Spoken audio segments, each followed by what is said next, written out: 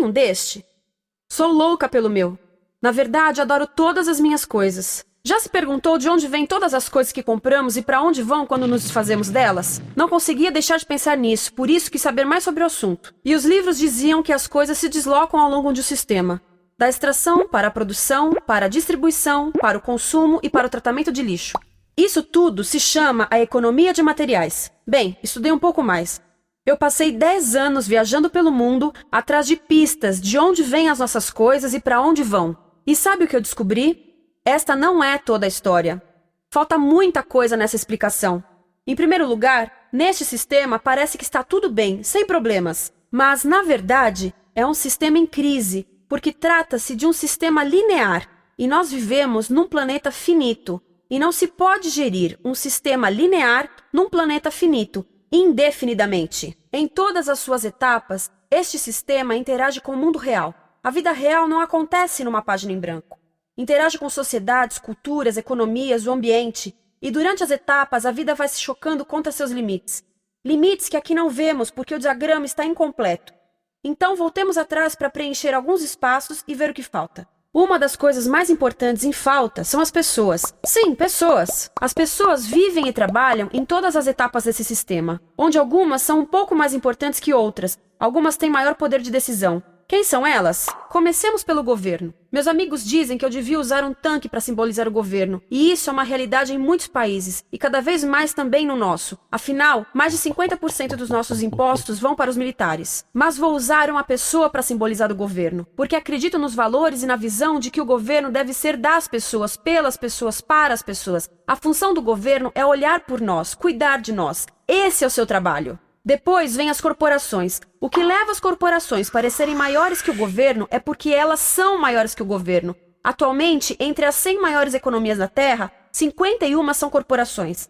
À medida que as corporações foram crescendo, em tamanho e poder, assistimos a uma pequena mudança no governo, como se estivessem mais preocupados com o bem-estar deles do que com o nosso. Muito bem, então vejamos o que mais falta nessa imagem. Começaremos pela extração, que é uma palavra pomposa para exploração de recursos naturais, que por sua vez é uma palavra pomposa para destruir o planeta. A verdade é que cortamos as árvores, arrebentamos as montanhas para extrair os metais, consumimos toda a água e exterminamos os animais. Aqui enfrentamos o nosso primeiro limite. Estamos ficando sem recursos naturais. Estamos utilizando demasiados materiais. Sei que isto pode ser difícil de ouvir, mas é a verdade. Por isso temos que lidar com isso. Durante apenas as 3 últimas décadas, foram consumidos 33% dos recursos naturais do planeta. Desapareceram. Cortamos, minamos, perfuramos e destruímos o planeta tão depressa que estamos debilitando a capacidade do planeta para sustentar o nosso modo de vida. Onde eu vivo, nos Estados Unidos, resta-nos menos de 4% da nossa floresta original. 40% dos cursos de água estão impróprios para o consumo. E o nosso problema não é apenas estarmos utilizando demasiados recursos, mas o fato de estarmos utilizando mais do que a nossa parte. Temos 5% da população mundial, mas usamos 30% dos recursos mundiais. Se todos consumissem ao ritmo dos Estados Unidos, precisaríamos de 3 a 5 planetas. E sabem uma coisa? Só temos um. Então, a resposta do meu país a essa limitação é simplesmente ir tomar dos outros. Este é o terceiro mundo, que alguém dirá tratar-se apenas de uma expressão para designar o local para onde foram as nossas matérias-primas. E o que é que acontece? A mesma coisa, destruição do local. 75% das zonas de pesca do planeta estão sendo exploradas ao máximo ou além da sua capacidade. Desapareceram 80% das florestas originais do planeta. Só na Amazônia perdemos 2.000 árvores por minuto, o equivalente a um campo de futebol por minuto. Então, e as pessoas que vivem aqui? Bem, de acordo com esses sujeitos, eles não são donos desses recursos, mesmo que vivam lá há gerações. Não são donos dos meios de produção, nem compram muitas coisas. Nesse sistema, quem não possui nem compra muitas coisas não tem valor. A seguir, as matérias-primas seguem para a produção, onde utilizamos energia para misturar químicos tóxicos com recursos naturais para produzir produtos contaminados com tóxicos. Há atualmente no comércio mais de 100.000 químicos sintéticos. Apenas um punhado foi testado para avaliar o seu impacto na saúde, e nenhum foi testado em relação aos impactos sinérgicos na saúde, ou seja, a interação com todos os outros químicos aos quais estamos expostos diariamente. Por isso, desconhecemos o impacto total deles na saúde e no ambiente. Mas sabemos uma coisa: os tóxicos entram e saem. Enquanto continuarmos a introduzi-los nos nossos sistemas de produção industrial, continuaremos a inserir esses tóxicos nos produtos que levamos para nossas casas, trabalho e escolas, e claro, para nossos corpos. Como os BFRs, ou retardantes de incêndio à base de brometo, que tornam as coisas mais resistentes ao fogo, mas são super tóxicos. São neurotóxicos, ou seja, tóxicos para o cérebro. O que é que estamos fazendo usando esses químicos? Apesar disso, os usamos em nossos computadores, eletrodomésticos, sofás, colchões e até alguns travesseiros. Sim, pegamos nossos travesseiros, os revestimos com neurotoxinas, levamos para casa e dormimos por 8 horas com eles. Não sei, mas acho que num país com tanto potencial, poderíamos ter uma maneira melhor de evitar que as cabeças peguem fogo à noite. Sabia que essas toxinas vão se acumulando ao longo da cadeia alimentar e se concentram nos nossos corpos? Sabe qual é o alimento do topo da cadeia alimentar com o nível mais elevado de químicos tóxicos? O leite materno. Isto significa que os menores membros das nossas sociedades, os nossos bebês, recebem as maiores doses de químicos tóxicos das suas vidas a partir do leite das suas mães. Não acha que é uma incrível violação? A amamentação deveria ser o mais importante ato humano de nutrição. Deveria ser algo sagrado e seguro. A amamentação continua a ser o melhor e as mães devem amamentar, mas nós deveríamos proteger esse ato. Eles deviam protegê-lo. Eu pensava que zelavam pelos nossos interesses. As pessoas que mais sofrem com esses produtos químicos são os trabalhadores das fábricas. Muitos são mulheres em idade reprodutiva que trabalham com toxinas que afetam a gestação, carcinogênicos e muito mais. Agora eu pergunto: que tipo de mulher em idade reprodutiva trabalharia no emprego deste, exposta a estas toxinas, a não ser uma mulher sem outra alternativa? Essa é uma das maravilhas desse sistema. A erosão dos ecossistemas e economias locais aqui garante um fluxo constante de pessoas sem alternativas. No mundo, há 200 mil pessoas por dia se deslocando de ambientes que as sustentaram ao longo de gerações para cidades, onde muitas vivem em bairros de lata, à procura de emprego, por mais tóxico que seja. Não só os recursos são desperdiçados ao longo desse sistema, mas também pessoas, comunidades inteiras são desfeitas. Sim, as toxinas entram e saem. Muitas delas saem das fábricas em produtos, e muitas mais saem como subprodutos, ou poluição, e estamos falando de muita poluição. Nos Estados Unidos, as indústrias admitem liberar mais de 1.800.000 quilos de químicos tóxicos por ano. Deve ser muito mais, porque isso é o que eles admitem. Trata-se de outro limite, porque quem quer ver e respirar 1.800.000 quilos de químicos tóxicos por ano? Então o que eles fazem? Mudam as fábricas poluidoras para o estrangeiro, para poluir outros países. Mas, surpresa, grande parte dessa poluição volta para nós trazida pelo vento. E o que acontece depois de todos os recursos naturais serem transformados em produtos? Passam por aqui, para a distribuição, o que significa vender todo o lixo contaminado com toxinas o mais rápido possível. Aqui, o objetivo é manter os preços baixos, com as pessoas comprando os produtos em constante movimento. Como eles mantêm os preços baixos? Pagam salários baixos aos trabalhadores das lojas e restringem o acesso aos seguros de saúde sempre que podem. Tudo se resume em exteriorizar os custos. O verdadeiro custo da produção não se reflete no preço. Em outras palavras, não pagamos aquilo que compramos. Outro dia estive pensando nisto. Ia a caminho do trabalho e queria ouvir as notícias. Por isso entrei numa loja para comprar um rádio. Encontrei um pequeno rádio verde engraçado que custava $4,99. Na fila do caixa pensei, como $4,99 podem refletir o custo da produção e transporte desse rádio até ele chegar nas minhas mãos? O metal deve ter sido extraído na África do Sul. O petróleo provavelmente do Iraque. O plástico produzido na China e talvez montado por uma criança de 15 anos numa fábrica do México. $4,99 não paga nem o aluguel do espaço ocupado na prateleira, nem parte do salário do empregado que me atendeu, ou as viagens de navio e caminhão que o rádio fez. Foi assim que eu percebi que eu não paguei o valor do rádio. Então, quem pagou? Estas pessoas pagaram com a perda do espaço dos seus recursos naturais. Estas pagaram com a perda do ar puro, com o aumento de doenças como asma e câncer. As crianças do Congo pagaram com o seu futuro, pois 30% delas abandonam a escola para trabalhar nas minas de coltan, um metal que usamos em aparelhos eletrônicos baratos e descartáveis. Estas pessoas pagaram por não ter direito ao seguro de saúde. Ao longo desse sistema, pessoas contribuíram para que eu comprasse o rádio por $4,99, mas essas contribuições não são registradas por nenhum contabilista. É isto que eu quero dizer com exteriorizar o verdadeiro custo de produção. E isso nos leva à seta dourada do consumo. O coração do sistema, o motor que impulsiona. É tão importante proteger esta seta que se tornou prioridade daqueles dois sujeitos. É por isso que após o 11 de setembro, quando nosso país estava em choque, o presidente Bush poderia ter sugerido fazer luto, rezar, ter esperança, mas não, ele disse para fazermos compras.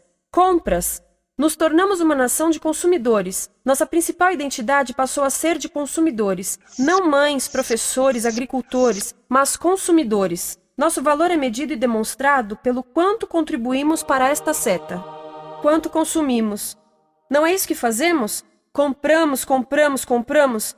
Manter os produtos circulando. E como circulam? Sabe qual a porcentagem dos produtos que circulam através desse sistema que ainda são usados 6 meses depois da venda na América do Norte? 50%?